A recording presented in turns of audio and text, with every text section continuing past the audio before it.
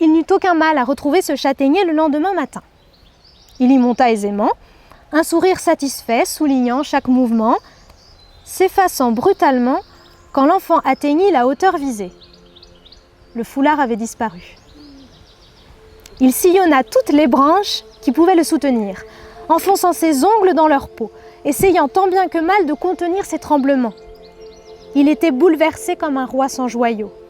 Il descendit de l'arbre, remonta, redescendit, remonta, redescendit à une vitesse folle. Il eut envie de hurler, mais sut se retenir. Il en voulut au bois tout entier, à lui-même en particulier, accusant ses mains de n'avoir pas su faire un nœud assez résistant, sa tête de n'avoir pas compris qu'il ne tiendrait pas la nuit. Pourtant, le vent de la veille était parti ailleurs, et la brise de ce jour nouveau effleurait à peine le duvet des feuilles. Sans grande conviction, l'enfant se mit à fouiller dans la broussaille qui tapissait le sol autour du châtaignier. Il laissa les épines lacérer ses bras. Ses recherches étaient vaines. Il nicha son visage dans le creux de son coude et mêla le sang aux larmes. Il gémissait pour éviter de crier, et au bout de quelques instants, un gloussement s'ajouta à la mélodie. Tout envahi qu'il était par son chagrin, il crut pouvoir l'ignorer. Mais sa nature était si imprégnée de celle qui l'entourait qu'il ne put s'empêcher d'en chercher la provenance. Il l'identifia très vite. Le gloussement venait d'un tremble dressé quelques mètres devant lui. Il s'en approcha, et en faisant le tour de son tronc, il découvrit le foulard empêtré dans le lierre grimpant. Il s'empressa de coller ses narines au tissu. Le parfum de sa mère était toujours là. Il ne comprit pas comment il était arrivé à cet endroit, mais sut tout de suite qu'il fallait lui trouver meilleur abri.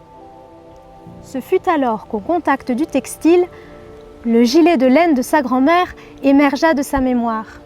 Son odeur, ses mailles raidies par le temps, et surtout l'image de cet objet précieux protégé pour toujours par la terre. La solution était limpide. L'enfant retourna auprès du châtaignier, dégagea quelques ronces et creusa le sol avec ses ongles déjà noircis d'écharde.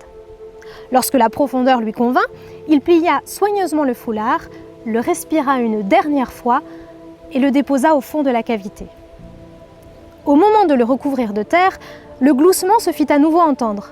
Il venait cette fois d'un rameau du châtaignier. L'enfant leva la tête. « C'est donc toi ?»